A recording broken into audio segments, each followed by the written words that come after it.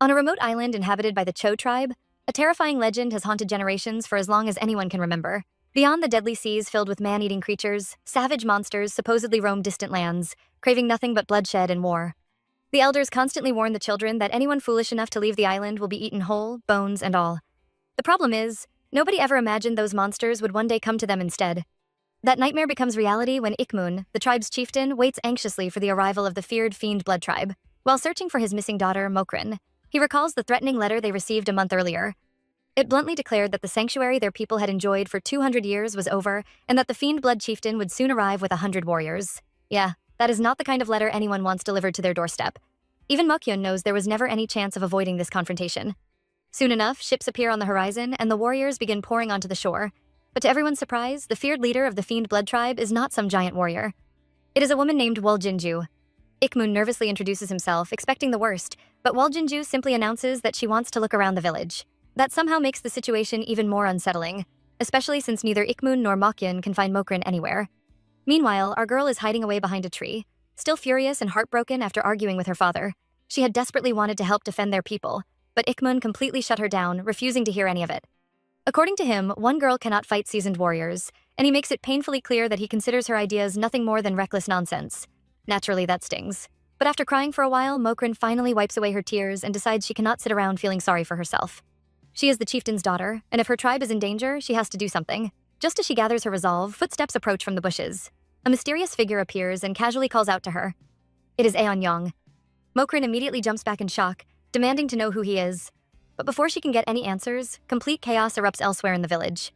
While Woljinju and Ikmun are talking, someone suddenly screams murder, and out of absolutely nowhere, Aeon comes sprinting straight toward the gathering. And this man does not ease into the situation at all. Instead, he points directly at Mokrin and boldly announces that she is his bride. The entire village freezes. Ikmun and Mokyun nearly have heart attacks on the spot as they both scream Mokrin's name in complete disbelief. And honestly, after an entrance like that, things are about to get a whole lot messier. I definitely did not see that coming. Everyone is still trying to process what just happened, but somehow the most excited person in the room is Woljinju. Instead of questioning Aeon's outrageous declaration, she is practically bursting with pride and nearly in tears talking about how fast time flies. Then she casually drops that she once carried Aeon's father over her shoulder and married him that same day. Ikmun and Mokyun stand there completely speechless because that sounds a lot less like romance and a lot more like kidnapping. Ikmun tries to introduce himself and keep things civilized, but Aeon grabs his hand with way more enthusiasm than the man can handle. Before things spiral further, Mokrin gets dragged away, and Aeon is surprised to learn she apparently goes by another name entirely. Later, the tribes gather to discuss future relations, and somehow the conversation immediately circles back to marriage. Aeon and Woljinju are already scheduling things while Ikmun sits trapped between them, watching his life fall apart in real time. Desperate, he blurts out that Mokrin is only 16. Woljinju calmly points out that Aeon is 18, and Aeon is absolutely delighted by how close their ages are. Ikmun quickly pivots and insists his people do not marry so young. When asked how long they should wait, Aeon suggests a few days. Ikmun nearly has a heart attack and immediately throws up 5 years instead. The reaction is explosive.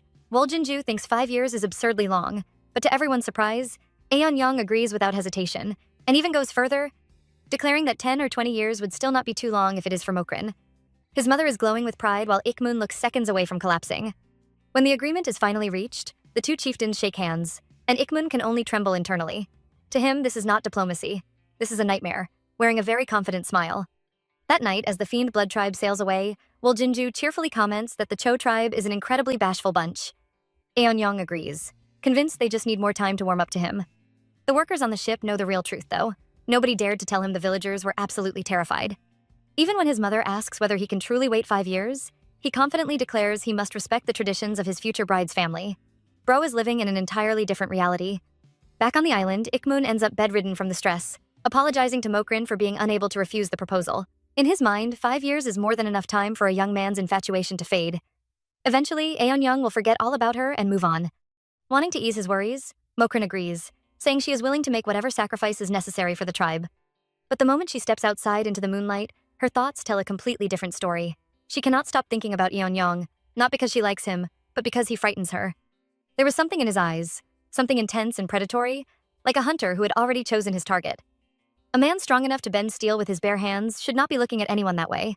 So she gazes up at the moon and clings to the same hope as her father. If this is nothing more than a passing obsession, surely 5 years will be enough for him to forget her. The problem is neither of them really believes that. Yeah, I have a feeling this is not ending that easily. 4 years fly by, and somehow, the impossible is still hanging over Mokran's head.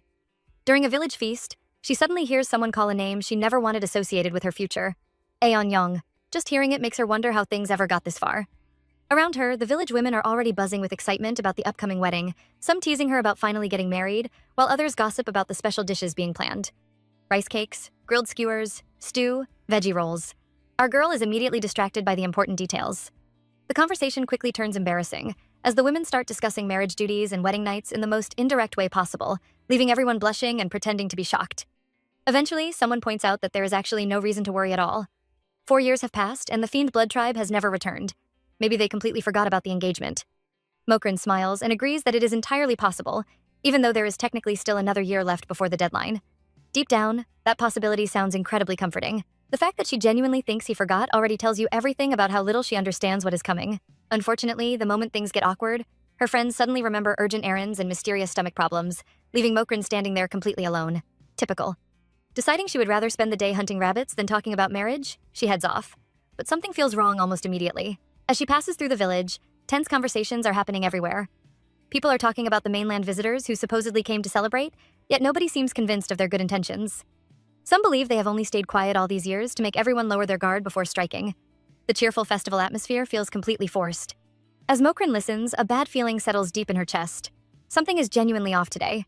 The villagers can feel it, the elders can feel it, and now she can too. When an entire island starts feeling nervous at the same time, that is usually a sign that trouble is already on its way. As Mokran continues through the village, she starts seeing exactly why everyone is on edge. Villagers are openly blaming the mainlanders for causing trouble, and when she spots an elderly man who has clearly been roughed up, she rushes over without hesitation. The old man, however, is completely unbothered, more interested in thanking her for the feast and praising her bread, insisting it is the best he has ever tasted. Everyone around them is furious, while this man is happily talking about food. The contrast is almost too much. Still, the incident leaves her unsettled. The Fiend blood tribe vanished for 4 full years without a single word. And now they suddenly show up, causing problems everywhere they go. The thought creeps in whether the rumors are actually true. Could they have returned specifically to make sure the marriage agreement is carried out? She tries to shake it off and convince herself she is overthinking, but the worry simply refuses to leave. Later, while hunting rabbits in the mountains, she cannot focus at all. Every arrow feels off, every movement distracted. She wanted to catch a rabbit as a wedding gift because her sister loves them, but at this rate, she is going home empty-handed. Then she spots a beautiful crystal flower blooming nearby. First one of the year. That could make an even better gift anyway. Problem solved, right? Yeah, something tells me it is not going to be that simple. Unfortunately, the mountain has other plans. The moment Mokran reaches for the flower, a snake suddenly strikes, and she falls back in shock as the venomous creature prepares to attack again. Then a blade flashes through the air and pins it instantly. And of course, the person standing there is Yeon. This man appears out of nowhere like he has been tracking her the entire time. Before she can even process what is happening, he grabs her injured leg and starts tending to the bite immediately. She is already stunned by his sudden appearance, but things only get stranger when he leans closer to deal with the venom directly. Our girl is completely frozen, staring at him with a bright red face while trying to understand what is actually wrong with this man. She spent 4 years quietly hoping he would forget about her. Instead, he shows up on a mountain, saves her life, and immediately starts acting like the most intense fiancé on the planet. Just when Mokran thinks things cannot get any stranger, Yeon spits the venom onto a nearby plant. Watching that nearly gives her a heart attack. She immediately grabs him and starts frantically checking if he is all right, bombarding him with questions before he can get a single word in. He shakes his head quickly, but she is still completely unconvinced. Sure, he looks perfectly fine, but that does not stop her from panicking. She starts looking around for antidotes and insists they return to the village immediately. Unfortunately, before she can do anything, Yeon lifts her into the air like she weighs absolutely nothing. That is when she finally realizes why the ground seems so far away. And while she is still processing being carried around like a sack of grain, he bends down, flashes a grin, and casually greets her as though they had only been apart for a few days. The moment she gets a proper look at his face, everything clicks into place. This is really him. The same terrifyingly persistent fiancé she spent 4 whole years hoping would forget about her. The shock hits so hard that our girl practically blacks out on the spot. Back in the present, Mokran cannot stop wondering why he is even here. The agreement was for 5 years, and there is still a whole year remaining. Meanwhile, Yeon acts like showing up early is the most natural thing in the world, casually explaining he was on his way to greet her family when he happened to run into her. Then, with complete seriousness, he asks how she is feeling and even regrets not removing all of the venom. That level of dedication would honestly be sweet if it were not so completely intimidating. Still, Mokran politely thanks him for saving her life, and for the first time since their reunion, the conversation almost feels normal. Almost. Because with Yeon around, normal never seems to last very long. Something tells me that one remaining year just got a whole lot more complicated. Mokrin does her best to calm herself down. The mainlanders only came as envoys for her brother's wedding, right? There is absolutely no reason to panic. At least that is what she keeps telling herself. Still, one question refuses to leave her alone. How is Aeon perfectly fine after taking in that much snake venom?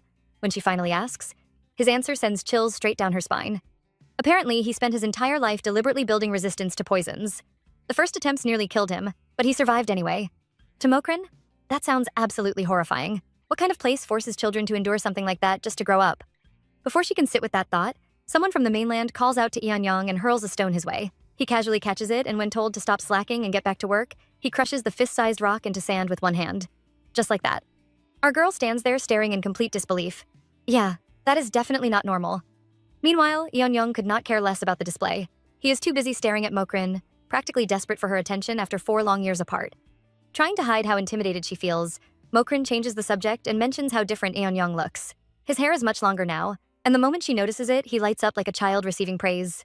He proudly explains that he spent 4 years training nonstop, fighting giant bears and bulls, sleeping in caves, and surviving in the wilderness. The scars covering him are proof that he became a true warrior, and he never once cut his hair because it symbolized his dedication. Then comes the question he has clearly been waiting to ask. Does she like him better now? Mokrin takes one look at the tangled mess on his head and faces the toughest decision of her life. Be polite or be honest. Unfortunately for him, honesty wins. She bluntly tells him he looks dirty. The damage is immediate.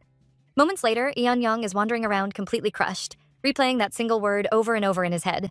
Meanwhile, the village elders gather to inspect the wedding gifts brought by the mainlanders. One warrior explains the offerings come directly from their chieftain, but nobody can ignore the gloomy giant moping nearby. While everyone examines the gifts, Mokyeon quietly points out something far more concerning. The mainlanders are significantly more determined than they were 4 years ago. Ikmun knows he is right. Simply hoping they forget about the marriage is no longer a strategy. If they want to protect Mokrin, they need an actual plan. At this point, I do not think this man is forgetting her in a year or ever. Later that day, the mainland warriors entertain themselves by taking down birds right out of the sky and immediately start celebrating, adding roasted birds to the evening feast. To them, it is harmless fun. To Mokyeon, it is just another reminder of how completely different these people are. Watching from a distance, his frustration only grows. The thought of Mokrin marrying any mainland warrior is bad enough. The thought of her marrying Eonyang specifically is even worse. And honestly, he is not handling it well at all. That night, Mokyeon heads straight to Mokrin's room, and the moment she opens the door, he pulls her into a hug and starts warning her all over again. The fiends have returned after 4 years, and nobody can afford to lower their guard. In his eyes, Eonyang's friendly smile is nothing but a disguise hiding something far darker. As far as Mokyeon is concerned, the man is an evil monster waiting for the right moment to strike. Mokrin listens quietly and agrees on the surface, but deep down, she cannot fully accept that description. After all, this supposed monster literally saved her life earlier today. Sure, he is intimidating and has absolutely no understanding of personal boundaries. But evil? That feels a little unfair. Honestly, the fact that she is already defending him in her head says a lot. Still, Mokrin reassures Mokyeon that she will stay vigilant.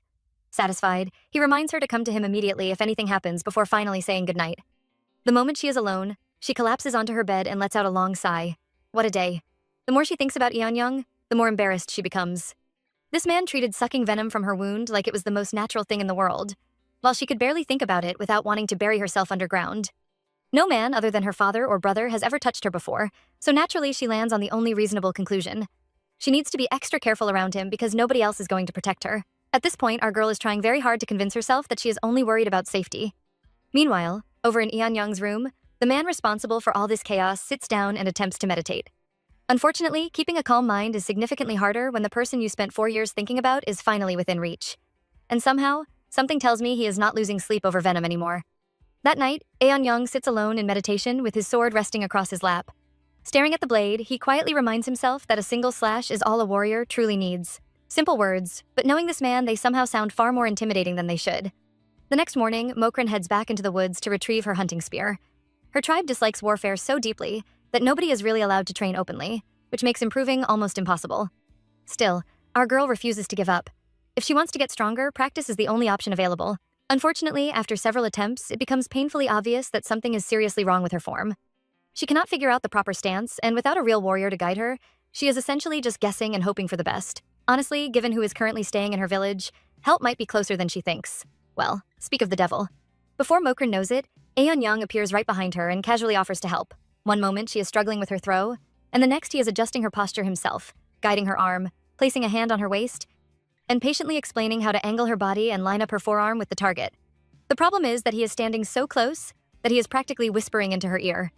She is trying desperately to focus on the lesson, but that is becoming increasingly difficult. When he reminds her never to take her eyes off the target, she finally snaps and tells him he is standing way too close. The moment she turns around, the two end up face to face.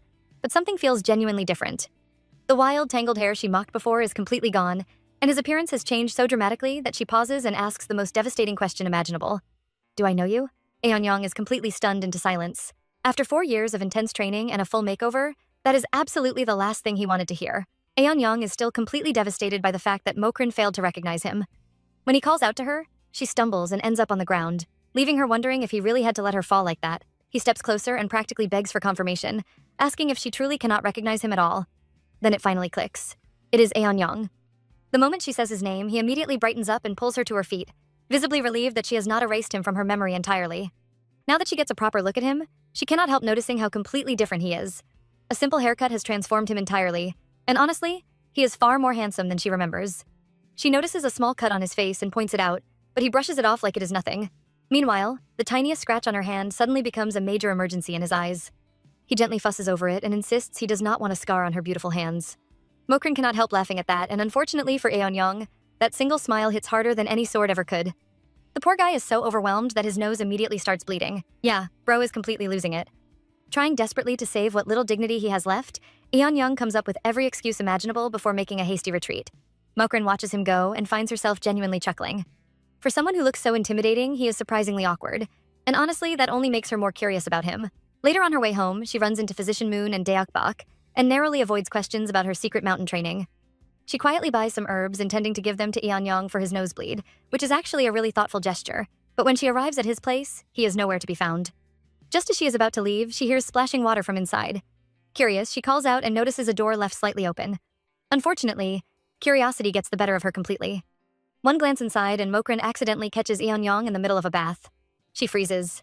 Her face turns bright red. Her brain stops functioning entirely. Meanwhile, inside, Aeon hears a noise and starts heading toward the door to investigate, when something wrapped around his waist. And just like that, our girl finds herself in a situation that is about to get a whole lot more embarrassing. Aeon follows the noise and finds nothing but silence. For a moment, he wonders if he imagined it all. Then he notices a bowl of herbs and a small note left behind. The herbs are for your nose. The moment he realizes they came from Mokrin, the man practically melts.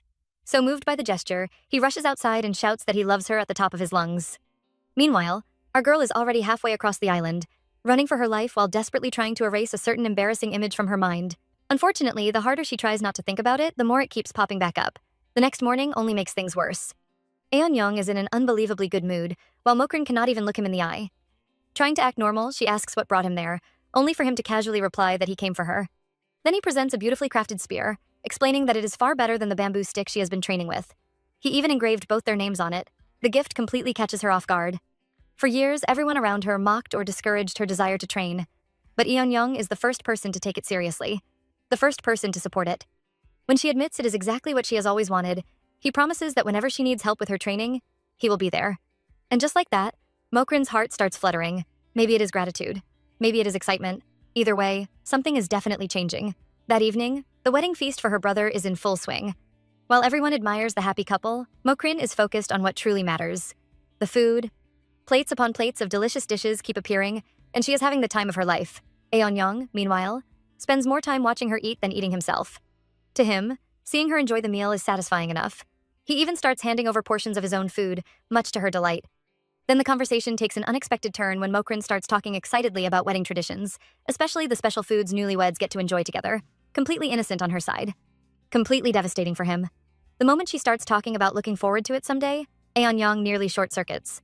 When she enthusiastically declares that if she ever gets married, she would want every night to feel like a celebration for the first month, the poor guy almost chokes.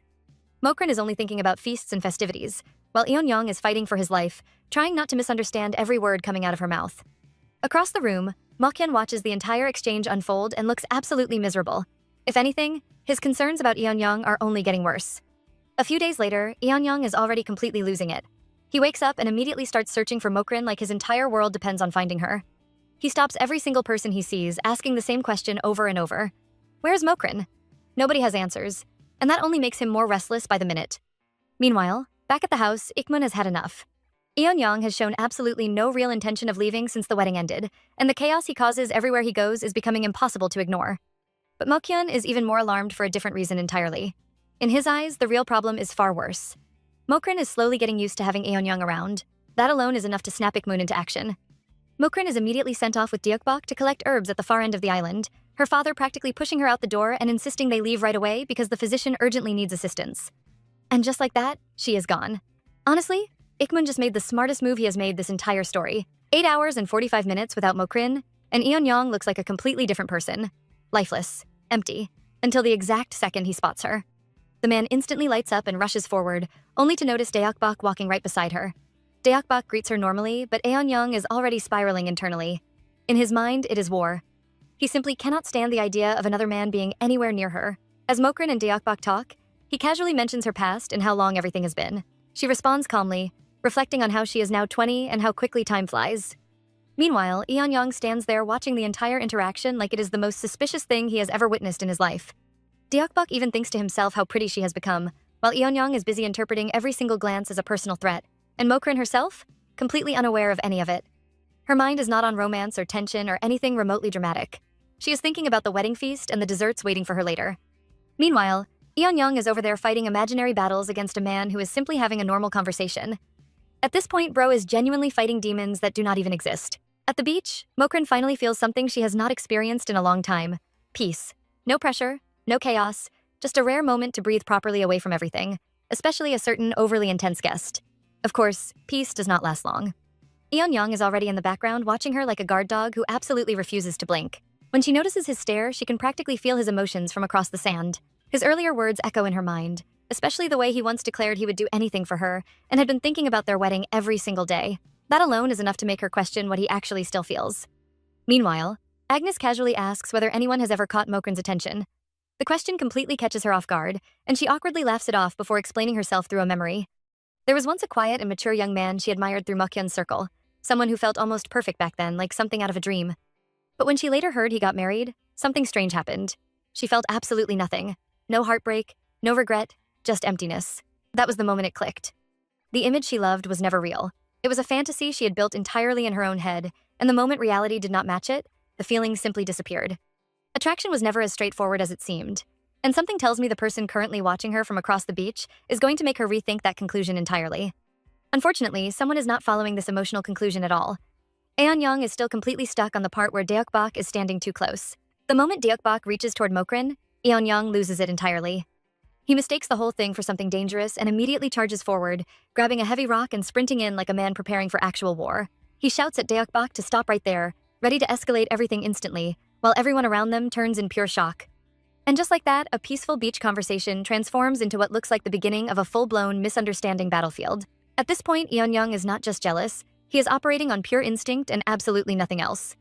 Deokbok casually points out that Mokrin has a leaf in her hair. She tilts her head, trying to figure out where it is, completely distracted, and the moment he reaches over to help remove it, everything instantly goes wrong, because Eonyang sees it. And in his world, that is already a crime. He storms forward like a man on a mission, completely convinced something unacceptable is happening right in front of him.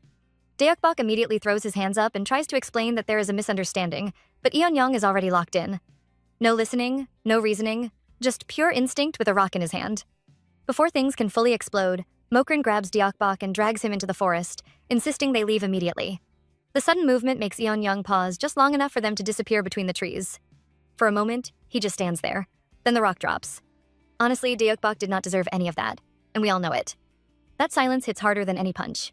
Inside the forest, Deokbok finally breathes again and admits the truth out loud. That man lifted a rock like it weighed absolutely nothing.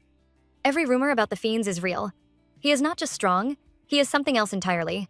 But Mokrin is not thinking about any of that. She keeps replaying the look on Eonyang's face when she ran away with Deokbok. It did not look angry this time. It looked hurt. And that bothers her far more than she expected. She decides she will clear things up properly once they return. Deokbok casually suggests they gather herbs while they are already out here, and Mokrin agrees, even though her mind is completely elsewhere. As they move deeper into the forest, though, a new problem starts forming. Getting back. Because Deokbok's sense of direction is questionable at best, and soon enough, even Mokrin realizes they might be genuinely lost. Deokbok tries to reassure her that help will come once people notice they are missing, which does absolutely nothing to make her feel better. And just like that, the two of them end up stranded in the forest waiting for a rescue that may not arrive anytime soon. Night falls deep in the forest, and panic slowly starts creeping in. Deokbok begins worrying about why nobody has come looking for them yet, while Mokran's frustration finally tips into genuine fear as she calls out into the darkness. Back in the village, meanwhile, Ikmun and Moon are completely calm and even cheerful, casually assuming Mokran and Deokbok are simply spending quality time together and that everything is going smoothly. They are literally relaxing while the situation spirals completely out of control. The gap between what those two think is happening and what is actually happening is honestly painful to watch. Inside the forest, Mokran tries to take control and search for a way out herself, but it quickly goes wrong when she slips and falls. Deokbok rushes to her side and insists they should just wait for rescue instead of risking further injury. She refuses flat out, saying sitting still is useless and not like her at all. But then Deokbok suddenly shifts the entire tone. He tells her she has changed, that she is no longer acting like herself. Those words hit harder than expected because deep down, she already knows it is true. People always expect her to remain the same, to fit neatly into a fixed version of who she is supposed to be. But what happens when she no longer matches that image at all? Before Mokran can even respond, Deokbok completely flips the situation. What starts as concern suddenly turns into a confession as he tells her to marry him, insisting he cannot let her end up with someone like Yeonyoung. The atmosphere shifts from tense to deeply uncomfortable in an instant. He grabs her hand too tightly and refuses to let go. Mokran panics and tells him to stop, but he ignores her completely, trying to force a kiss as she struggles to pull away. The situation is escalating fast and there is nobody around to help, or so it seems, because someone is watching from above. Yeonyoung is standing perfectly still on a tree branch, staring down at everything unfolding in complete silence. And that silence is about to break in the most devastating way possible. Deokbok genuinely had no idea what he just walked into. Mokran is trapped and panicking, screaming at Deokbok to get off her as he keeps closing in like he has completely lost his mind. No matter how hard she struggles, he is not listening anymore, and things are seconds away from getting much worse. She calls out for help, and just when it feels like she is completely cornered, something cuts through the chaos. A spear suddenly flies in and lands perfectly. Mokran catches it on instinct and, without a single moment of hesitation, smashes Deokbok in the head, finally snapping him out of whatever trance he was in, as he collapses to the ground. That is when she notices it properly. The weapon. It is hers, and engraved on it is a name she recognizes instantly. Yeonyoung. She stands there stunned for a moment, wondering if he was the one watching all along. A rope drops down next, and she quickly climbs out, scanning the area frantically, but there is nobody there. Still, she is certain. This has Yeonyoung written all over it. Yeah, he is definitely not the type to just disappear quietly after something like this. A few days later, it is Mokran's birthday. Ikmun hands her a gift while Mokyun joins in, both of them smiling like they are sharing some kind of inside secret. When she opens it, they casually mention the plan worked, and Mokyun admits he did not expect things to go this smoothly. Meanwhile, Deokbok shows up briefly, spots Mokran, and immediately turns around and walks away without a single word, clearly doing everything possible to avoid her after what happened in the forest. Mokyun watches him go and starts to worry that something is seriously off with him too. But in the middle of all of this, one thought refuses to leave Mokran alone. It has been 2 full weeks. Yeonyoung is still completely nowhere to be found, and she cannot stop wondering if she did something wrong, or if what happened at the beach is the real reason he has vanished entirely. For someone who spent 4 years tracking her down, 2 weeks of silence from him somehow feels louder than anything he has ever said. Mokran is left wondering if she has changed somehow, like something inside her is different now, and she cannot even explain why. Before she can think further, chaos breaks out. Someone rushes in, shouting that ships are approaching the port. Ikmun and Mokyun immediately head out with the guards, tension rising fast as they assume the worst. Mokyun does not hesitate to label it an invasion, calling the newcomers dangerous and untrustworthy. The atmosphere turns heavy in seconds. And then everything flips. Because standing there among the ships is Yeonyoung, he steps forward like nothing is wrong, and calmly announces that everything is finished. The ships are not for war. They are a birthday gift from Mokran. He even explains that he engraved a message inside himself, proudly pointing it out as if this is the most normal thing in the world. Love you, Mokran. The reaction is instant confusion. Ikmun is stunned, asking if the entire fleet is really just a gift. Yeonyoung casually confirms it and even invites them to check it out. That is when it hits everyone. The reason he disappeared was not anger or distance. He was building all of this. People start whispering in disbelief about the sheer size of the ships, while Mokran and Yeonyoung slowly move closer. And just when the tension shifts into something almost soft, Yeonyoung suddenly lifts her into his arms like it is nothing. Mokran barely has time to react before he tells her to come with him.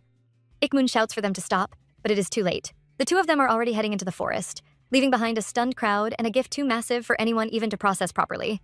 Yeonyoung takes Mokran out onto the sea on a boat, and the moment they are out there, she immediately panics, telling him to slow down because he's going to flip them over. But Yeonyoung just laughs it off, completely calm, like he has done this 1,000 times.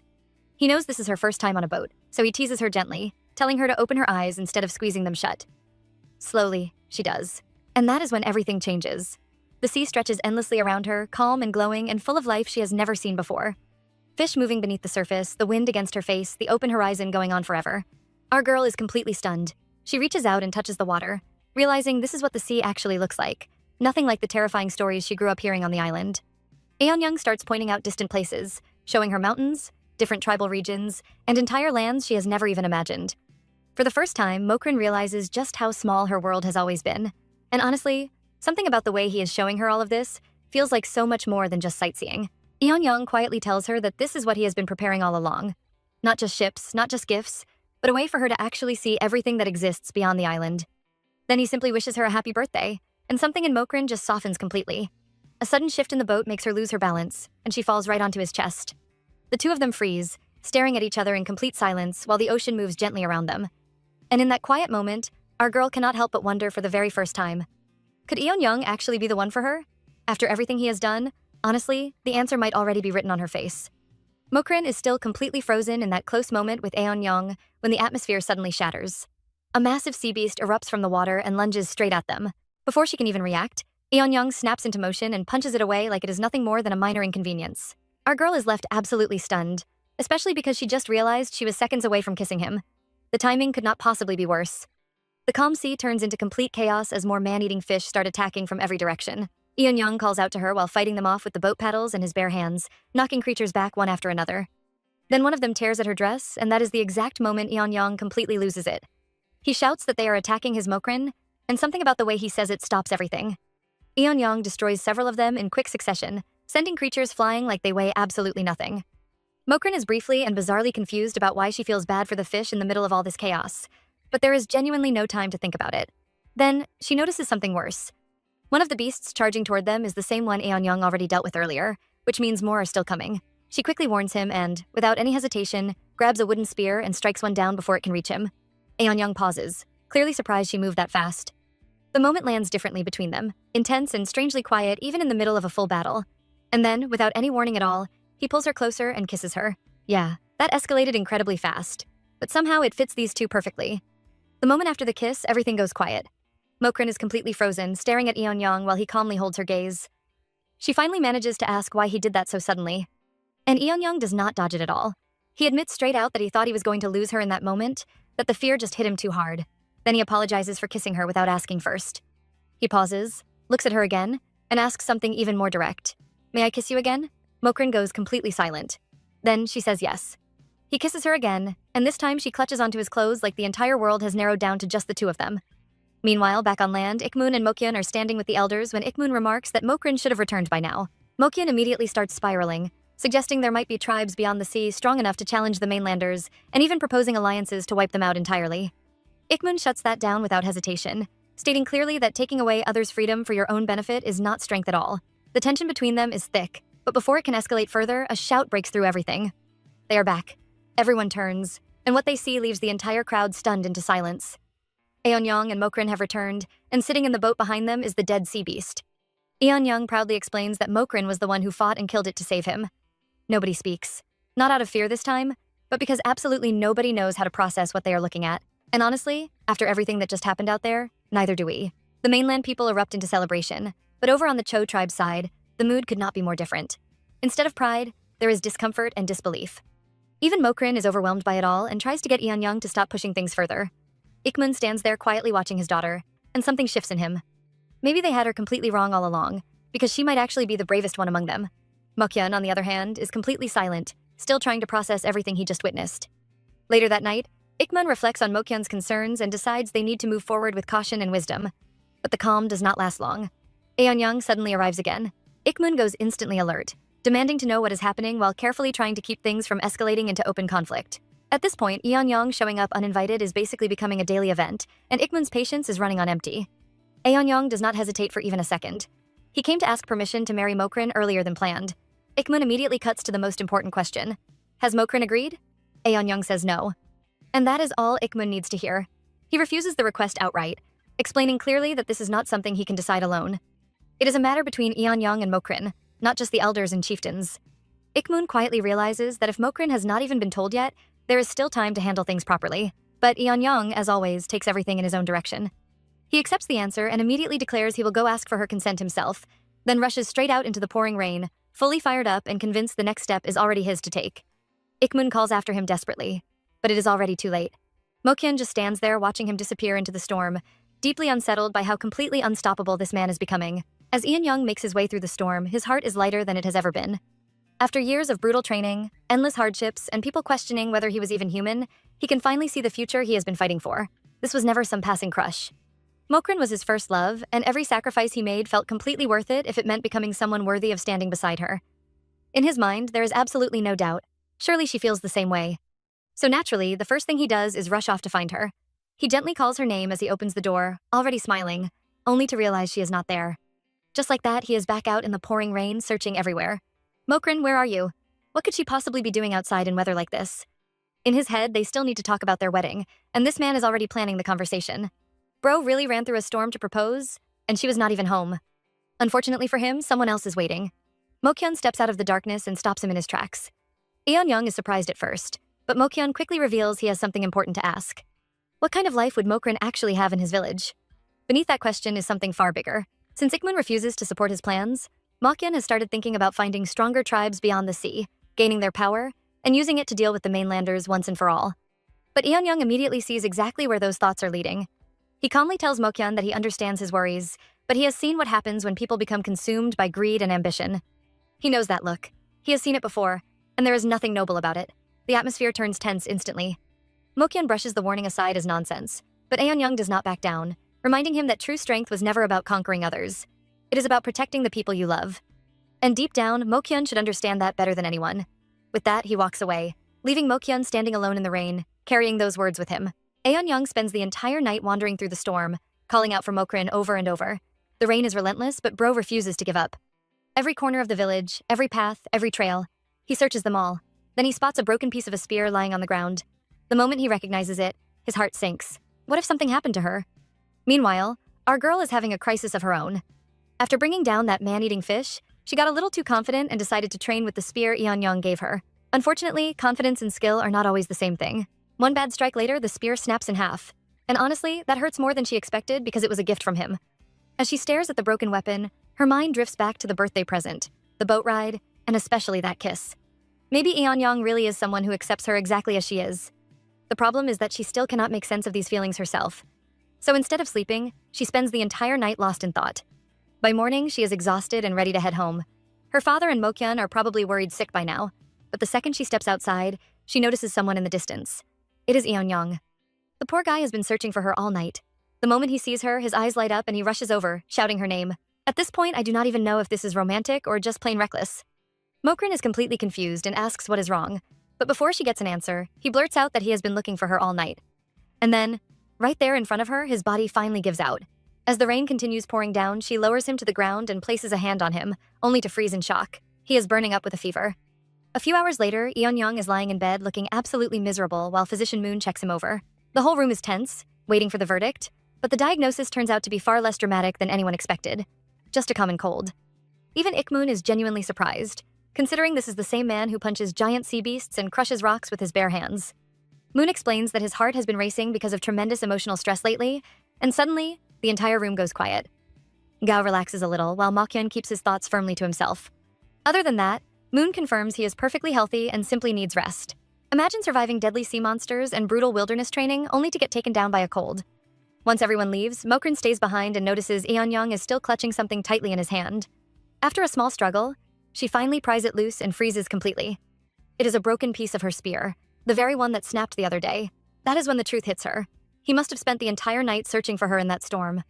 Before she can fully process it, Eun-young suddenly wakes up, grabs her hand and pulls her closer.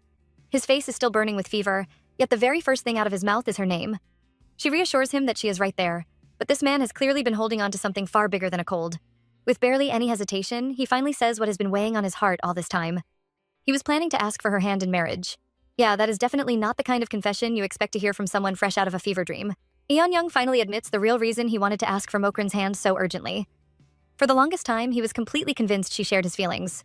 But after losing sight of her that night, fear crept into his heart for the very first time. Wandering through the rain, searching for her, one question refused to leave his mind. What if she said no? Mokrin hesitates before answering, and Eun-young fills the silence by going back to the very beginning, the day they first met. His heart skipped a beat the moment he saw her. To him, she was simply the most beautiful girl he had ever seen. But our girl asks the question that has been sitting heavy on her heart this entire time.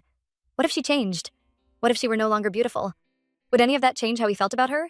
And honestly, Aeon answer is exactly what she needed to hear. After everything this man has done just to get to this moment, did anyone really think his answer would be anything other than perfect? He simply smiles, takes her hand, and kisses it. Of course not. Whoever she is and whatever she looks like, she will always be his Mokrin. There is no world where he could ever stop loving her. Hearing those words leaves our girl completely stunned. This is the same man who trusts her, respects her, and shows her a world far bigger than the one she grew up in. A world filled with freedom, adventure, and possibilities she never even knew existed. At this point, I do not even blame her. Eun looks straight into her eyes and confesses once again. He loves her. He loves his Mokrin. Our girl sits there blushing with her heart racing faster and faster. If this is the man she gets to spend the rest of her life with, then maybe she is finally ready to stop running from these feelings. And as she tries to make sense of everything happening inside her chest, one thing is becoming completely impossible to deny. She is falling in love. The next morning, Eun is back on his feet and overflowing with energy, acting as though he was never bedridden in the first place. He apologizes for worrying everyone, while Mokrin tries to downplay it. Meanwhile, Bro is so grateful that he practically cannot stop thanking people. But the moment his eyes land on our girl, his entire focus shifts. He rushes over and thanks her for staying by his bedside all night. She brushes it off, yet he immediately notices she has something on her mind. When Mokrin quietly asks him to come closer and whispers something into his ear, Eun reaction is instant. His face turns bright red. Then, before anyone can process what is happening, he lifts her into the air and starts making promises about being the best husband possible. The man is absolutely over the moon. Yeah, I think we all know what answer she gave him. He swears he will never disappoint her and that she is the best thing that has ever happened to him. Unfortunately, for everyone hoping for a peaceful morning, Eun wastes no time. He marches straight to Ikmun's chambers with Mokrin beside him, still blushing, and boldly announces that they are ready to begin the wedding preparations. The room immediately grows serious as Ikmun sits down, looks directly at his daughter, and asks the one question that truly matters. Tell me the truth, Mokrin. Ikmun looks Mokrin straight in the eyes and asks the question everyone has been waiting for. Is this truly what she wants? Was she threatened, pressured, or somehow forced into this? Our girl shuts that down immediately. Eun did no such thing. She was the one who gave her consent.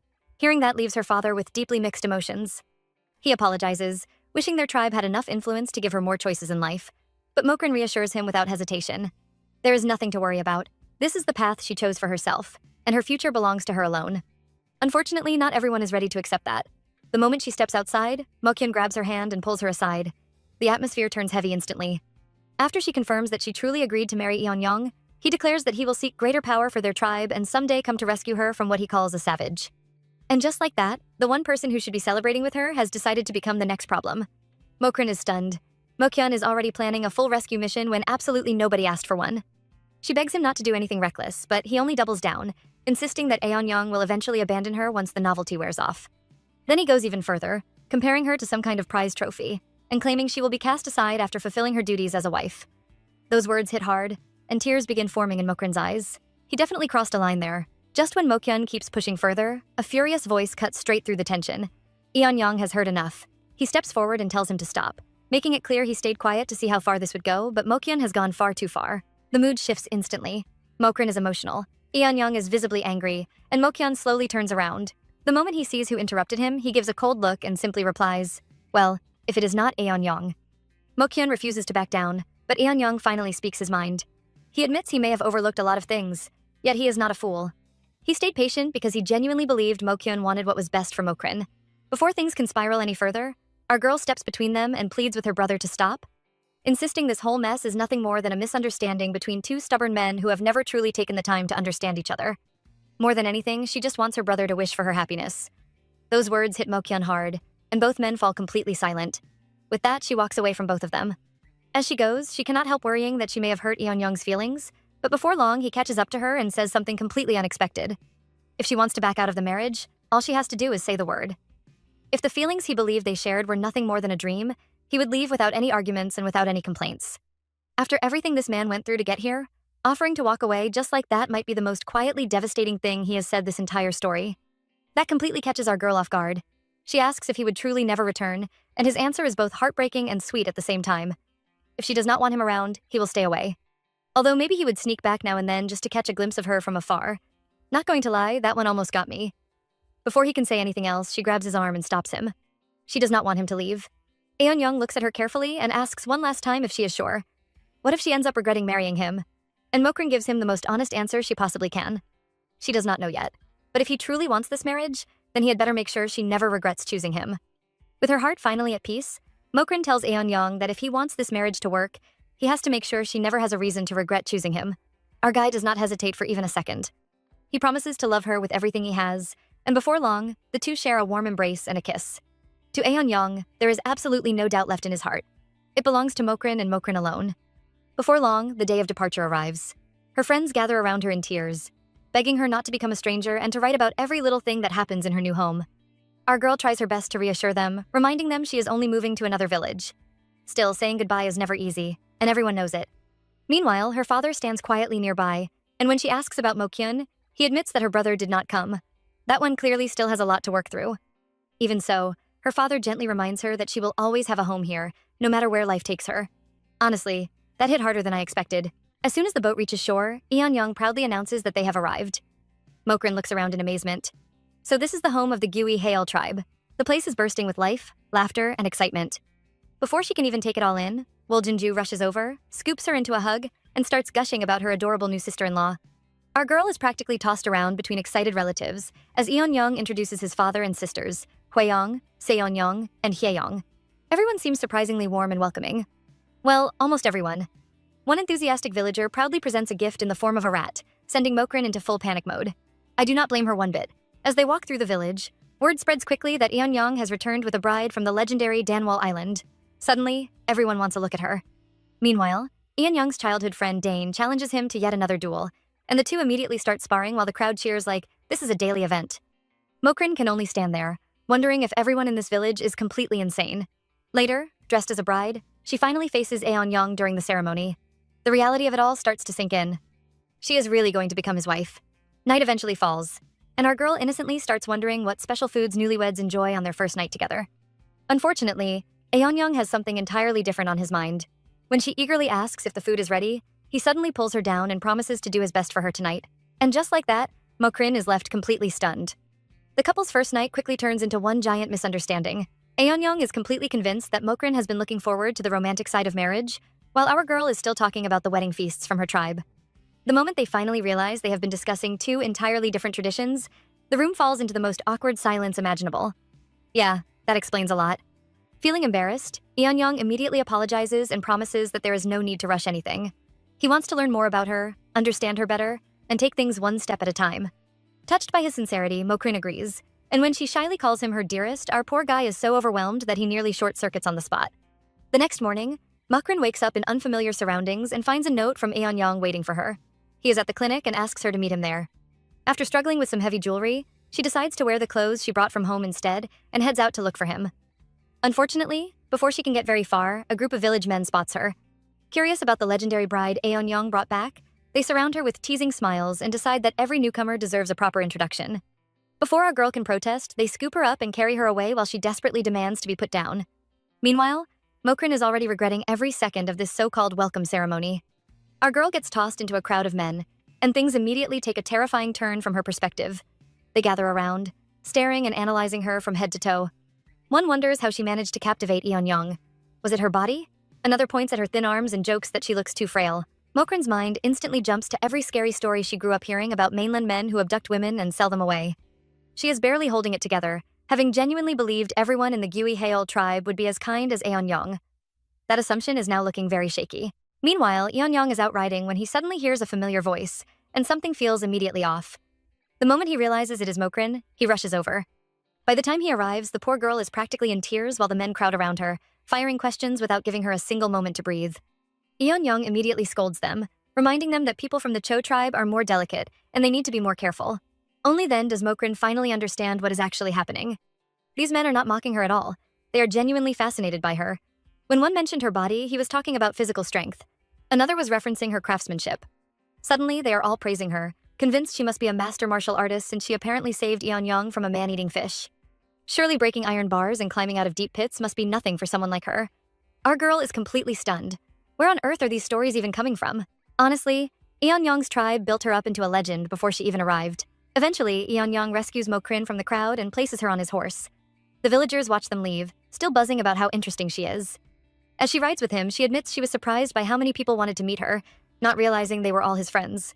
Unfortunately, Aeon has a completely different problem on his hands. Having her sitting that close is making it nearly impossible for him to think straight. He keeps telling himself to stay calm and remember his promise to be patient. Then Mokrin notices something hard poking her back and reaches down to investigate. The poor man nearly dies on the spot. Before she can figure anything out, he wraps his arms around her and starts losing control of his thoughts entirely, insisting they need to find somewhere private immediately. Our girl is completely confused while Eon speeds off on the horse like his life genuinely depends on it. The moment they reach home, he drags her toward their room, barely able to contain himself. Mokrin keeps telling him to slow down before she trips. He admits he cannot hold out much longer and suggests they just stay right there. And right when things are about to escalate, they discover Ahem waiting outside. The interruption snaps Eon back to reality instantly. Annoyed, he demands to know what Ahem is doing there. Ahem nervously explains that he desperately needs to talk to someone. Eon tells Mokrin to wait inside while he handles it, but then Ahem drops a bombshell neither of them saw coming. The person he actually came to see is Lady Mokrin, and just like that, both of them freeze completely. Eon gets asked to leave because he is becoming more of a distraction than a help. As he walks away, he suddenly wonders if Mokrin has even tried on the tribal outfit he left for her. Meanwhile, Mokrin sits down with Ahem, who comes from the Hyun tribe. Unlike the loud and energetic Gui Heels, the Hyun tribe is known for being quiet and reserved, making them surprisingly similar to the Cho tribe. Ahem nervously explains that she is in love with a man, but no matter what she does, he always avoids her gaze and seems uncomfortable whenever she tries to speak with him. Mokrin cannot help feeling they are in a similar situation. Curious, she asks what Ahem has been doing to win his affection. The answer leaves her completely speechless. Ahem proudly explains that every time she visits him, she carries 5 sacks of rice by herself, all 5 at once. On top of that, she has helped him split firewood, hunt wild animals, and even remove a giant tree trunk blocking a field. To Ahem, these are obvious displays of affection. Mokrin is absolutely stunned. Yet Ahem still believes it is not enough, and wonders if she should gather their chickens and parade them around his field to impress him instead. Mokrin stops her immediately. If she keeps doing things like that, the poor man might think she is trying to force him into marriage, or worse, trying to kill him. Ahem is genuinely confused by that response. Trying a different approach, Mokrin picks up a flower and suggests making him a wreath instead. Ahem immediately questions what is so impressive about flowers when showing off strength is clearly more effective. Mokrin refuses to let her continue peacocking around and firmly insists she try something entirely new. Honestly, Ahem came for love advice and accidentally stumbled into a completely different cultural experience. To her credit, Ahem agrees to try something new. A few days later, she comes rushing back with exciting news. The flower wreath worked. The man she loves finally saw a completely different side of her, and now the two of them are getting married. He told her she did not need to bring hundreds more flowers because she was already all he needed. She herself was the flower. Mokrin is genuinely happy for them both. Before leaving, Ahem thanks her repeatedly and promises she will never forget what she did, even planning to tell everyone that Mokrin is the perfect person to seek relationship advice from. The moment Ahem walks out the door, our girl immediately realizes how dangerous those words are. And unfortunately, she is absolutely right. That night, Eon is trying to spend time with his wife, but someone comes looking for Mokrin again. She apologizes and promises she will not be long. Eon is slowly losing his patience because ever since Ahem started spreading the word, villagers have been showing up nonstop. He even begins wondering if she is secretly using all these requests as an excuse to avoid sleeping with him. Bro is out here getting ousted by relationship consultations. The next morning brings more visitors, more gifts piling up from grateful villagers, and a revelation that completely surprises Mokrin. Unlike the isolated world she grew up in, people from different tribes and backgrounds live side by side in the Yahello village without any issue. All her life, she believed tribes stayed separate and rarely ventured beyond their own borders. Yet, here they are, different cultures thriving together. For the first time, she feels the Cho tribe has much to learn from the outside world, and she decides her next letter home will tell her family everything she has discovered. Far away, Mokhyun receives that very letter and begins reading it himself. Back on Danwal Island, Mokhyun finally sits down to write a reply. He apologizes for not being there when Mokrin left, admitting the guilt has been weighing on him ever since. Still, he is relieved they can exchange letters despite the vast sea between them. He mentions that Ikmun was recently injured but insists it is nothing serious, though being stuck in bed seems to bother the old chief far more than the wound itself. Before Mokhyun can continue, someone arrives to summon him to the beach. With his father recovering, he is now acting as chief, and the tribe's future rests entirely on his shoulders. Even so, Mokrin's previous letter continues to bother him. She wrote about the Gui Heol tribe welcoming outsiders and claimed that many frightening stories told on the island were nothing more than prejudice and misunderstanding. Meanwhile, Mokrin is spending time with some villagers when Mokhyun's reply arrives. As she reads it, she quickly realizes her brother still does not believe a single word she said. To him, she is simply trying to ease their worries, and he insists that if she ever misses home, the Cho tribe will always welcome her back. Our girl cannot help feeling frustrated. No matter what she writes, he refuses to see the truth. Elsewhere, Aeonyong is discussing a worrying development with Homin. The sea creatures around the Danwal Island have been behaving strangely, with entire schools of fish migrating away from the area as if fleeing from something beneath the waves. Since the Gui Heels originally sailed there to protect the Cho tribe from man-eating fish, Aeonyong cannot ignore what this might mean. He decides to investigate personally. Marriage really did not slow this man down at all. When Aeon returns home, all thoughts of mysterious sea creatures vanish instantly. Proud of his hunt, he presents Mokrin with a freshly killed wild pig. Our girl nearly faints on the spot. Realizing his mistake, he immediately apologizes, believing she would have adjusted to their customs by now. She apologizes too, embarrassed that she still reacts so strongly to things that feel completely normal to everyone else. The mood softens quickly, and before long they are back in their honeymoon phase, with Aeon happily holding her close and teasing her about how fast her heart is beating. That is when he notices the letter tucked among her belongings. Curious, he asks if it is from her family and offers to help write a reply. Mokrin quickly brushes it off and claims it is nothing important. The truth is, she cannot bring herself to show him what Mokyeon actually thinks about their marriage. Convincing her brother is a burden she believes she must carry alone. When Aeon asks whether Mokyeon upset her again, she insists everything is fine, and says she does not want to trouble him with family problems. The moment those words leave her mouth, she regrets them. Aeon quietly points out that, as her husband, he has family too. Mokrin immediately tries to explain herself, admitting she is still getting used to married life and never meant to push him away. He understands and backs off, reminding her that the letter was addressed to her and not him. Still, she can tell he has gotten the wrong impression. She suggests dinner to change the subject, and the two head outside together. A few days later, disaster strikes. Mokrin opens the box where she carefully stored Mokyeon's letter, only to freeze completely. The letter is gone.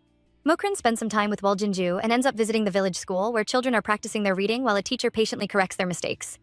When she asks about it, her mother-in-law explains that the school is actually a fairly recent addition.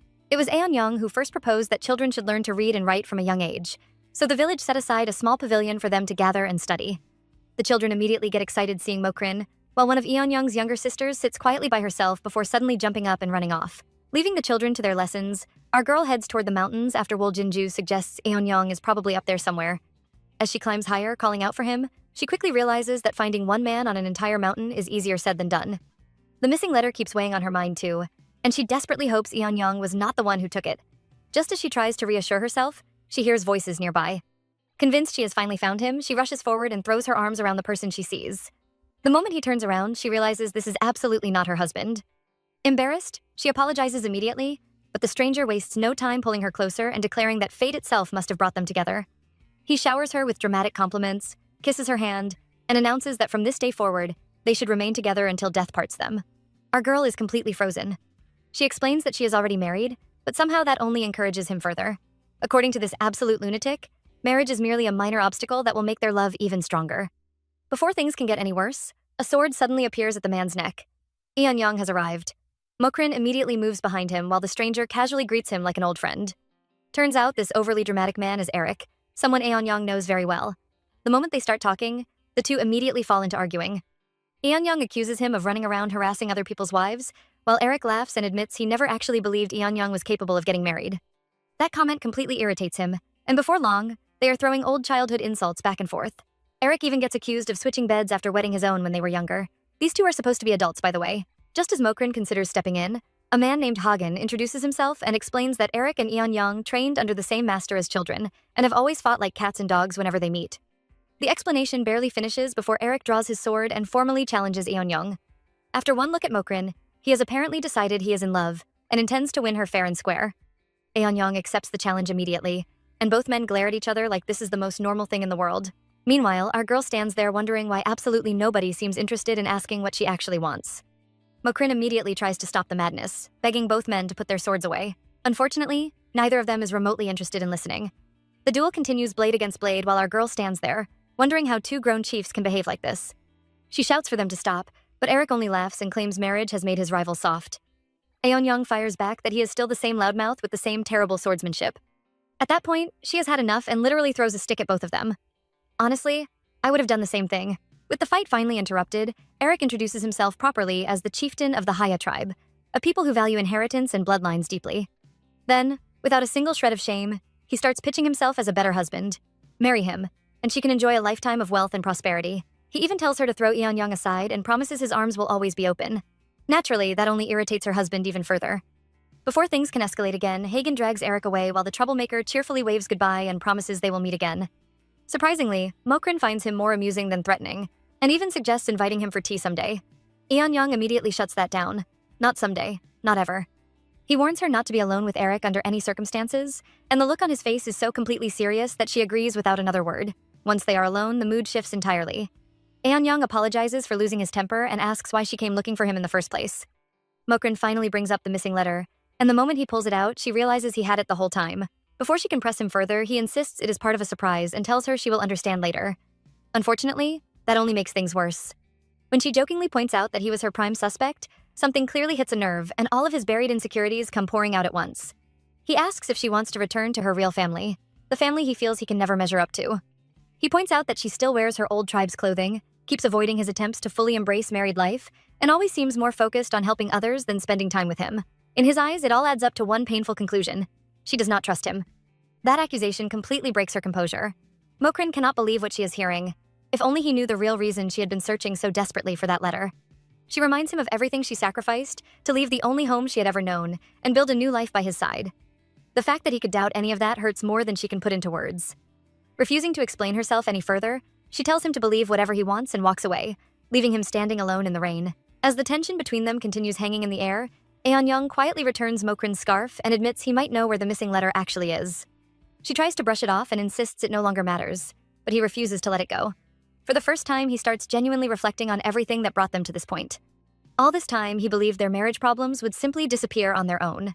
Instead, every unspoken worry and every misunderstanding had slowly built into a wall between them. And he finally realizes something important. No matter how much two people love each other, they cannot read each other's minds. Following his lead, they arrive at a spot where his little sister Seonyoung suddenly appears. The moment Mokrin spots her, everything clicks. Seonyoung has the missing letter.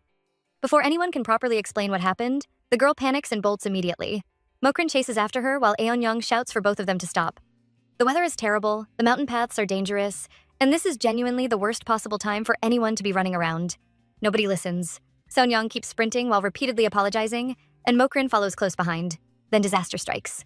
The girl reaches the edge of a cliff and nearly goes over. Without a single moment of hesitation, our girl lunges forward and catches her, barely managing to grab onto a tree herself. These two really chose the worst possible mountain in the worst possible weather to sort out a misunderstanding. In the struggle, the letter slips free and gets carried away by the wind. Seonyoung begs them to forget about it. But before it can disappear entirely, Yeonyoung jumps after it. And suddenly, the situation becomes dramatically worse. He catches the letter, but now he is hanging over the edge of the cliff. Mokrin catches him before he falls and holds on with everything she has, ordering Sarah to run back to the village and bring help. Then she tells her husband to use his free hand and climb back up. It should be effortless for someone as strong as him, but there is one problem. If he does that, he has to let the letter go. As the rain pours down around them, Yeonyoung finally admits the truth. Deep down, he knew she wanted that letter gone, yet seeing how fiercely she protected it made him feel completely shut out. He convinced himself it contained something she could never share with him, and calls himself pathetic for it. Mokrin immediately tells him to stop talking like a man delivering his final words. But now that he has started, he cannot stop. He admits he finally understands how difficult it is to reveal your true feelings even to the person you love most. He expected her to understand him without any explanation, and that was deeply unfair. Then, hanging over the edge of a cliff in the pouring rain, he makes one simple request. Please stay with him. That completely breaks her. Mokrin tightens her grip and demands to know why he keeps talking as if she plans to leave. She tells him never to let go of her hand. Not now and not ever. The letter does not matter anymore. All she wants is for him to release it and climb back to her. And for the first time since all of this started, Yeonyoung finally understands. Slowly, he opens his hand and lets the wind carry the letter away. Sometimes letting go of the thing you are holding on to is exactly how you hold on to what actually matters. Just when Mokrin thinks the worst has happened, she screams Yeonyoung's name in absolute panic after feeling his hand slip away. For one terrifying moment, her heart completely stops. Then, his voice answers from above. Looking up, she finds him already safe and casually explaining that climbing back up was easy once both hands were free. The relief crashes into her all at once. With tears already forming, she rushes straight into his arms and finally tells him everything. The letter was never what he imagined. It came from her brother, and she only hid it because she feared there was still bad blood between the two men. More importantly, she has never once considered leaving him. The Yahello village is her home now, and everyone in it has become her family. Later, waiting beneath a tree, both of them finally open their hearts completely. Mokrin admits she should have explained things far sooner, while Yeonyoung apologizes for letting his insecurities get the better of him. In the end, they realize they made the same mistake. They each expected the other person to simply understand without ever actually saying how they felt. As he gently brushes her hair aside, he reminds her that they are both still learning how to be husband and wife, so a few bumps along the road are only natural. Honestly, this is probably the healthiest conversation these two have ever had. The tension finally melts away completely, and they share a heartfelt kiss. Back at their chambers, the conversation turns to Seonyoung. Mokrin worries the girl might be shaken by everything that happened, but Yeonyoung points out how brave she actually was, managing to gather the adults without completely falling apart. It also turns out the reason she took the letter was surprisingly innocent. She simply wanted to get ahead in reading and writing, even though she could not actually read the contents yet. Mokrin agrees that stealing is wrong but feels she deserves a little mercy this time. Aeon laughs because he already knew that would be her answer. It only confirms once again that he married exactly the kind of woman he fell in love with. Their talk eventually shifts back to themselves. Mokrin admits the heavy tribal clothes he prepared were simply too much for her, making Aeon realize he had misunderstood several things from the very beginning. She also confesses that while she genuinely enjoys his affection, she has been nervous about taking the next step in their marriage. Hearing her finally speak, that honestly leaves him completely flustered. He asks if he can kiss her, pulls her close, and that familiar warmth returns between them. But this time, everything feels different. The fear and uncertainty that held her back before are completely gone. Mokrin realizes she is ready to move forward with the man she loves, not because she feels pressured, but because she genuinely wants to share that future with him. As they hold each other close, the distance that once separated them finally disappears. And honestly, it took a cliff, a rainstorm, and a stolen letter to get them here. But they made it. Meanwhile, our girl wakes up and immediately realizes last night was absolutely not a dream. The memories come flooding back all at once, and before long, she is blushing while staring at the sleeping Eon beside her. She cannot help wondering if he enjoyed their first night together as much as she did. Unfortunately for her, he is already awake and catches her staring. He gets flustered instantly when she starts asking questions, and before long, the two are teasing each other while trying not to get completely carried away first thing in the morning. A few days later, though, Mokrin finds herself overthinking everything. Despite spending plenty of time together, she worries she is somehow not meeting Eon expectations. She pushes those doubts aside and focuses on writing another sincere letter to Mokyun. While out walking, she runs into some villagers who immediately start joking about the newlyweds, and these people have absolutely no filter whatsoever. Before she knows it, they are discussing her marriage in embarrassing detail and convincing themselves that Eon must be living his absolute best life. When Mokrin admits she is not even sure whether he is truly satisfied, the entire group reacts as if she just announced the world is ending. Their solution is naturally to sit down for drinks and discuss it properly, because apparently that fixes everything. By the time evening arrives, the women are completely drunk, laughing and chatting without a single care in the world. That is when Eon finally shows up and finds his wife in absolutely no condition to act dignified. The moment she spots him, she practically throws herself into his arms. He takes one look at the collection of empty bottles and immediately understands everything. Even so, she keeps clinging to him and calling his name while pressing herself closer and closer. Poor Eon is trying very hard to stay composed, but judging from the look on his face, that battle is not going well at all. At this point, Bro is genuinely fighting for his life. Poor Eon is already fighting for his life as Mokrin complains that she feels way too hot and starts loosening her dress. One look at his drunk wife and Bro knows he is dangerously close to losing all self-control. He desperately tells her to hang on until they get home, but that only makes her angrier. Calling him mean, she throws a punch at him. Unfortunately for her, he dodges on instinct, and she crashes straight onto the ground. A little later, they are back home, with Eon trying to sober her up in a bath while apologizing over and over.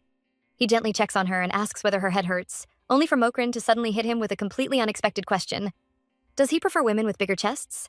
Eon casually answers yes before immediately realizing he has walked straight into a trap. Now our girl is convinced she has uncovered the truth. According to the village women, men fall asleep beside women they do not find attractive, and since Eon lasted all night before eventually passing out, she somehow concludes her chest must be the problem. The poor man is absolutely horrified by the accusation. Trying to prove otherwise only makes things worse. Before long, Mokrin is biting and punching him in drunken outrage, proudly declaring that she ought to teach him a lesson. Unfortunately, the next morning, Eon is the one lying unconscious while Mokrin is busy having a complete panic attack. When the village physician arrives, the situation sounds far more serious than expected.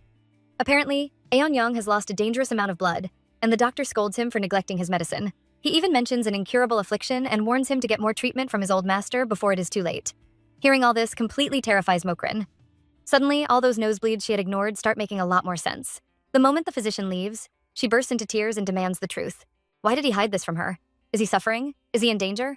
Eon quickly realizes she has gotten the wrong idea. There is absolutely no way he can explain the real reason behind those nosebleeds, so he awkwardly insists it is not nearly as serious as it sounds. The medicine works fine, he assures her, but he will need to travel and visit his master for more. Naturally, Mokrin refuses to let him go alone. Eon tries explaining that it will be a long and difficult journey, but our girl is not backing down this time. They are husband and wife now, and whatever lies ahead, they will face it together. Honestly, after everything they have been through, I saw that answer coming. The next day, Eon and Mokrin are finally ready to leave. Their horses are packed with supplies, and our girl cannot help staring at the mountain of luggage in complete disbelief. Eon explains that his master's home is 6 days away by horseback, so they need enough provisions for the journey. Mokrin is still convinced they are bringing far too much, but things only get funnier when Eon parents show up, carrying even more items they absolutely insist will be useful. His mother practically empties the house looking for travel supplies, while his father encourages him to pack even heavier. Looking at both of them, Mokrin realizes exactly where Eon gets it from. Yeah, the family resemblance is definitely showing. Soon, the entire village gathers to see them off, waving and joking that they should bring back any wild predators they happen to run into and cook them for dinner. As they ride away, our girl cannot help feeling nervous. This is her first real journey beyond familiar lands with no planned stops and no idea what awaits them ahead. By evening, her back is already protesting from sitting on horseback all day, so Eon leads them to a hilltop campsite. Together, they watch the sunset paint the horizon, and for one quiet moment, everything feels completely peaceful.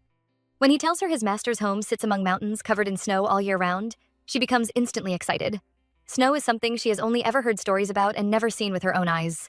And honestly, watching her experience the world for the first time through his eyes might be the best part of this whole journey. Several days later, that excitement finally pays off as the snowy mountains come into view.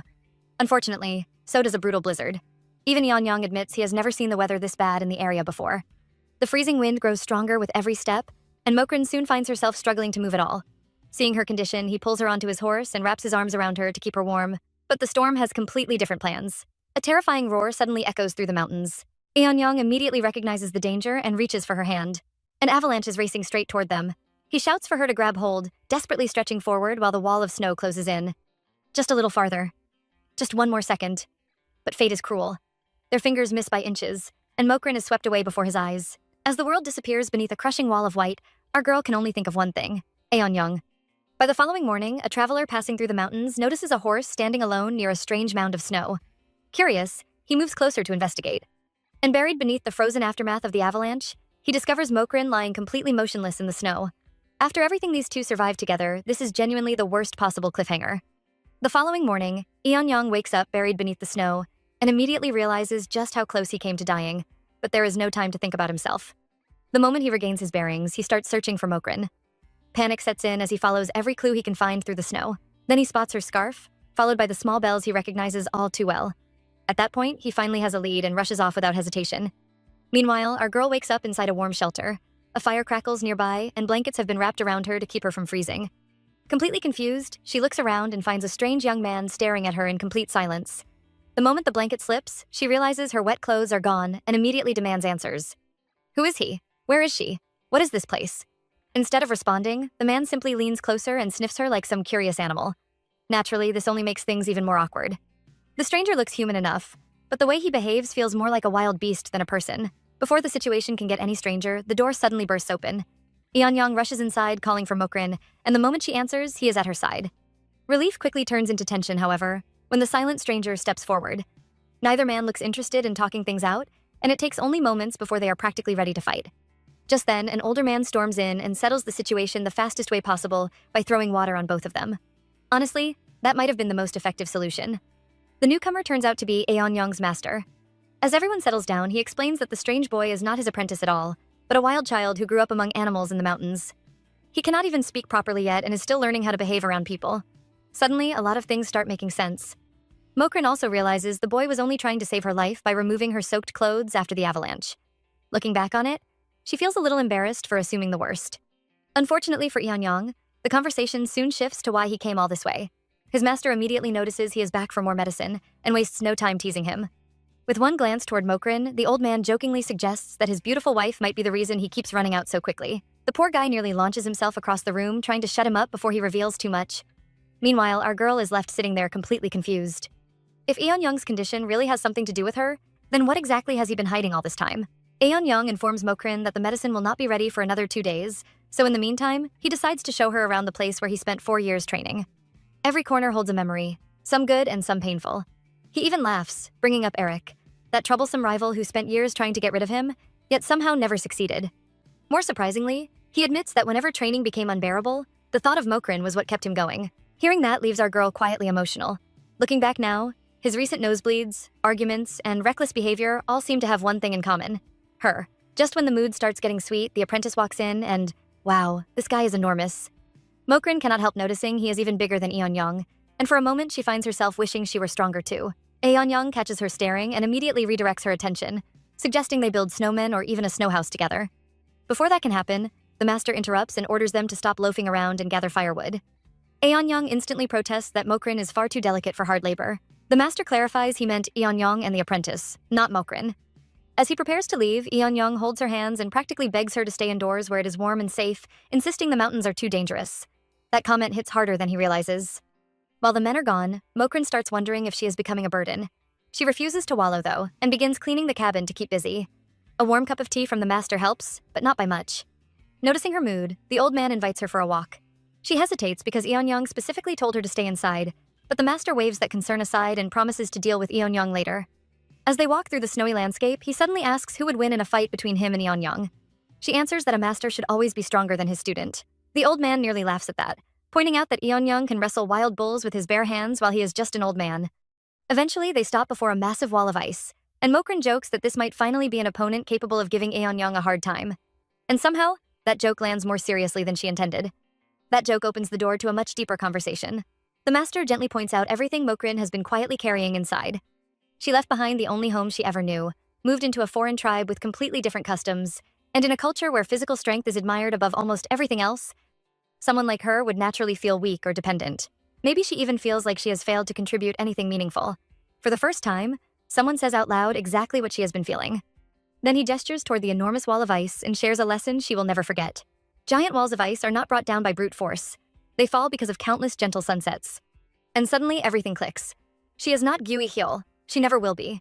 She cannot become another Eon-young, and she does not need to. The village women already appreciate her for exactly who she is. Her kindness, her compassion, and her ability to help others. Everyone has different strengths, and that is precisely why people live together. I would have needed to hear that too. The answer was always there. Her insecurities were simply too loud to let her see it. The master chuckles and admits it has been a long time since someone listened so attentively, because Eon-young certainly would not. According to him, the big fool would hear a speech like this and immediately try proving he was stronger than the ice wall itself. That mental image makes Mokrin burst out laughing, and honestly, she can picture it perfectly. But as the laughter fades, another feeling quietly creeps in. She already misses him. The sky grows darker, the temperature drops, and night slowly settles over the mountains. Staring into the distance, our girl realizes something troubling. Eon-young and the apprentice should have returned by now. So, what exactly is keeping them out there this late? Outside, the snow keeps falling, and Mokrin is already panicking. Eon-young and the apprentice have been gone far too long, and every passing minute makes her worry worse. Meanwhile, the two men have taken shelter inside a cave after realizing the blizzard is finally calming down. The apprentice thinks they should simply wait it out, but Eon-young immediately rejects that idea. Mokrin is alone with the master, and in his mind, that means he needs to get back to her as soon as possible. Unfortunately, his body has completely different plans. The farther he pushes himself, the heavier he feels. First, he ignores it. Then comes the dizziness. Then the coughing. Then blood splatters onto the snow. Even so, the stubborn fool keeps moving forward with nothing but Mokrin on his mind, right up until his body finally gives out entirely and everything goes dark. When he opens his eyes, he is back at the master's house. The old man is not impressed, immediately calling him a foolish boy and reminding him that he warned him about running out of medicine. Apparently, Eon-young never bothered learning what actually went into it. The medicine was packed with poisonous plants and creatures to increase its effectiveness, and taking too much was always going to cause serious side effects, regardless of how strong he was. Eon-young immediately grabs the old man and starts begging for answers. He only wanted the nosebleeds to stop whenever he got excited around Mokrin. He has a future with her. He is not ready to die. Fortunately, the master puts him out of his misery quickly. Nobody said he was dying. Because he has been taking the poison long enough, he has actually developed resistance to it, and those embarrassing nosebleeds should no longer be a problem. I am not going to lie. This man went from planning his funeral to celebrating in record time. The master just shakes his head before dropping one final truth bomb. Maybe Mokrin's anxiety is not coming from outside threats. Maybe it is coming from him. That instantly wipes the smile off Eon-young's face. The master points out that while he clearly loves his wife, he keeps restricting her. He worries whenever she talks to others, dislikes her going anywhere without him, and constantly tries to keep her close. Has he ever stopped to think about how that actually affects her? Eon-young admits he understands all of it. The problem is that understanding does not make the fear disappear. Even when Mokrin is right beside him, he still misses her, and the thought of losing her terrifies him more than anything else in the world. Just then, the master reveals that Mokrin has been listening the entire time. Our girl quietly steps into the room, and Eon-young immediately freezes. The old man decides his work here is done and leaves them alone. Mokrin admits she has been worried sick about him, and Eon-young finally apologizes for hiding the truth, awkwardly explaining that the nosebleeds were caused by excessive blood flow whenever he became too excited around her.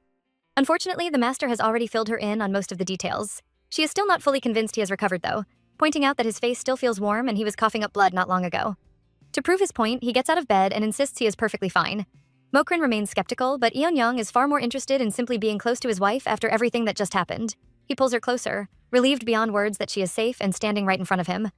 She immediately reminds him they are still guests in the master's house, while he cannot help teasing her just a little. After nearly losing each other in that blizzard, all he wants now is to stay exactly where she is.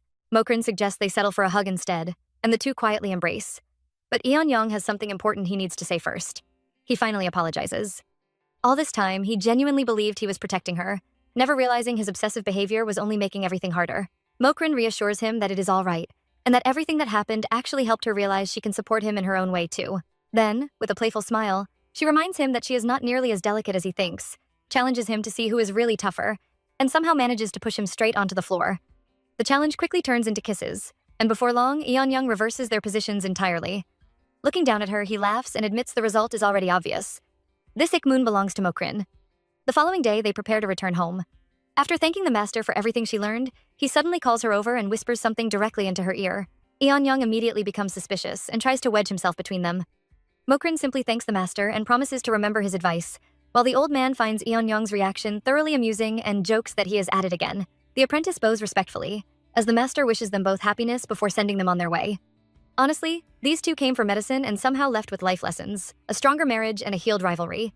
Not a bad trip at all. As they travel back, Mokrin reflects on everything that happened. The trip feels surreal but genuinely refreshing. Eon-young is desperate to know what secret was whispered to her, but she refuses to tell him. The master's words keep echoing in her mind though. Eon-young may seem carefree and laid back now, but he was not always like this. Long ago, he was far more grim and serious, constantly trying to shape himself into the perfect chief for his warrior tribe. Then one day, he suddenly started talking about peace, cooperation, and improving the lives of everyone around him. It sounded like an impossible dream at first, but the determination in his eyes convinced the master he truly meant it. That change happened shortly after he met Mokrin. Being with the woman he loved allowed him to put down burdens he had been carrying for years. She had become his entire world. Back in the village, preparations for a major celebration are already underway. Eon-young asks what is going on and learns that the annual inter-tribe tournament is approaching.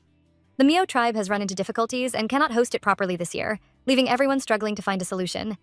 That is when our girl steps in with an idea. Why not host the tournament on Danwell Island? It would be the perfect opportunity for both people to finally overcome their misconceptions about each other. The suggestion immediately captures everyone's attention, and Eon-young proudly declares his wife a genius, announcing that this year's tournament will be held on Danwell Island. Before long, ships begin making their way across the sea. As the Danwell coastline slowly comes into view, Ikmun and the others grow increasingly nervous. To them, this place has always been a distant mystery spoken of only in stories and rumors. Now they are actually sailing toward it, and the reality of finally setting foot there is enough to make even the bravest among them uneasy. As the boats finally arrive, the mainlanders step onto Danwell Island and immediately find themselves staring in pure amazement. So this is the legendary island they have heard about for generations. Everywhere they look, there is lush greenery instead of endless sand, beautiful beaches, and a landscape nothing like what the stories described. Some are already excitedly discussing where tournament events should be held, with one group deciding the shoreline would be perfect for the rock-carrying race.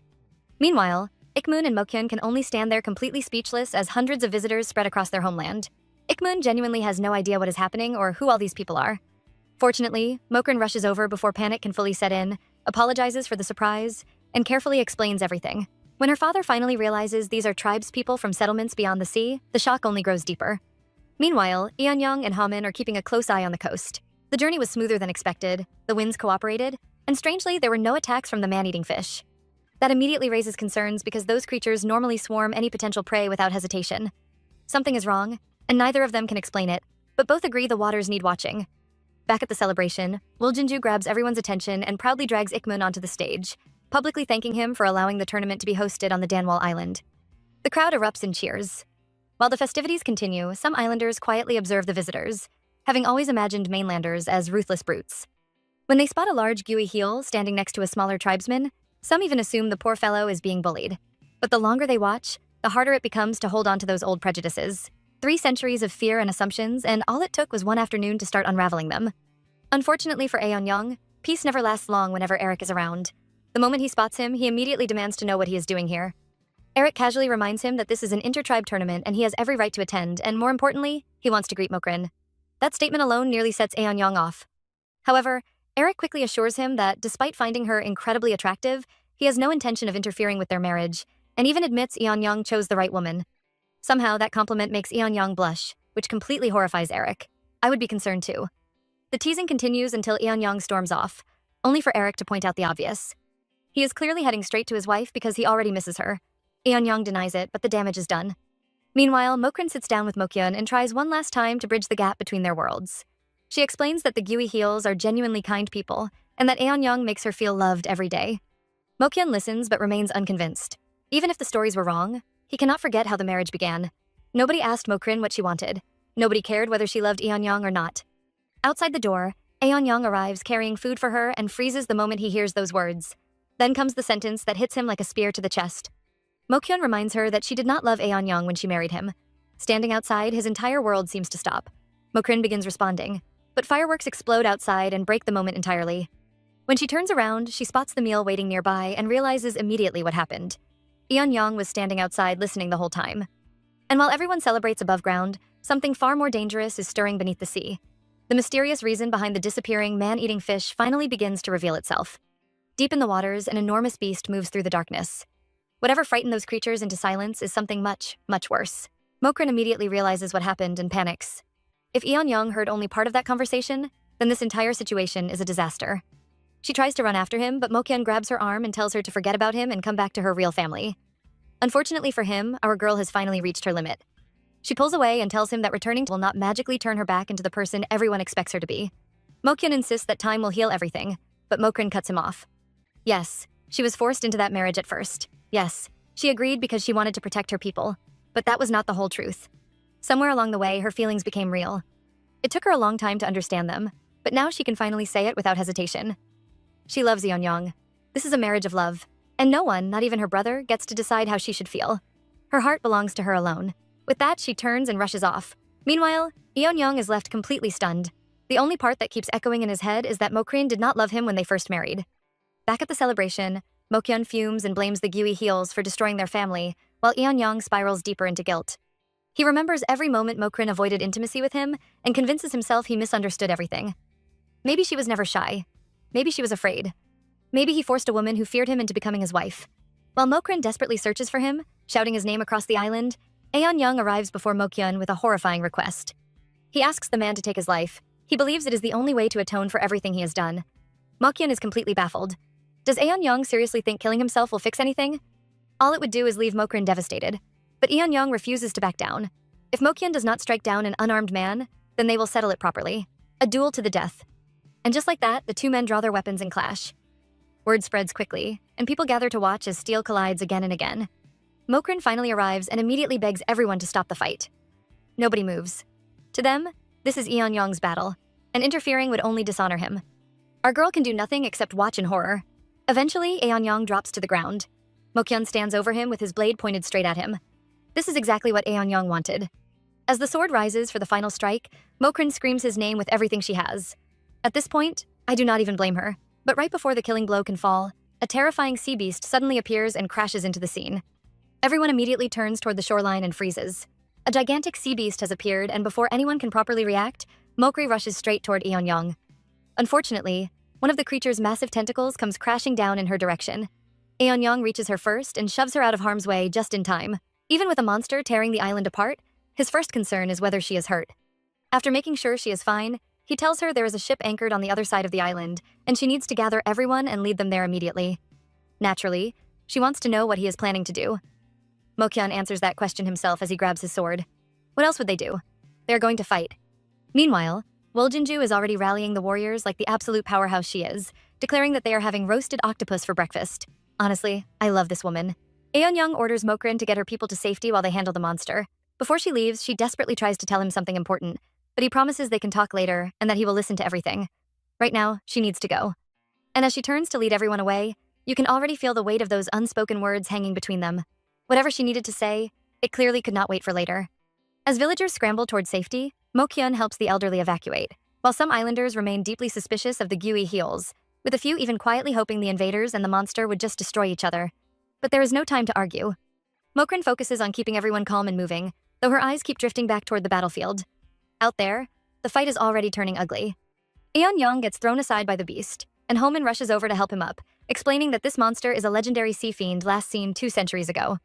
Its disappearance likely allowed the man-eating fish to dominate the waters and isolate the Danwal Island from the outside world. Now that it has returned, the balance has shifted again. Unfortunately, understanding the problem is far easier than solving it. Staring at the gigantic creature, Eon-young wonders how anyone is supposed to kill something that size. But waiting is not an option. The longer it stays alive, the more people die, so he charges forward. As he closes in, he notices something unusual. A glowing crystal is embedded near the beast's head. That has to be the weak point. The monster fights back with enormous tentacles, rows of razor-sharp fangs, and venomous bubbles that make the entire battlefield a nightmare. Still, a plan forms quickly. If someone can hold one tentacle for 10 seconds, they can reach the crystal. Right on cue, Eric joins the battle. Despite all their bickering, he steps up without hesitation, though he cannot resist reminding Eonyang that he owes him big time after this. With the opening secured, Eonyang rushes forward, slices through the tentacle's defense, and drives his weapon straight into the glowing crystal. Direct hit. Back at the shelter, Mokrin cannot sit still any longer. No matter how hard she tries, her heart is with Eonyang, and she turns to check on the battle once again. Enjoying this so far? Comment part 2 below for part 2. Until next time, ciao!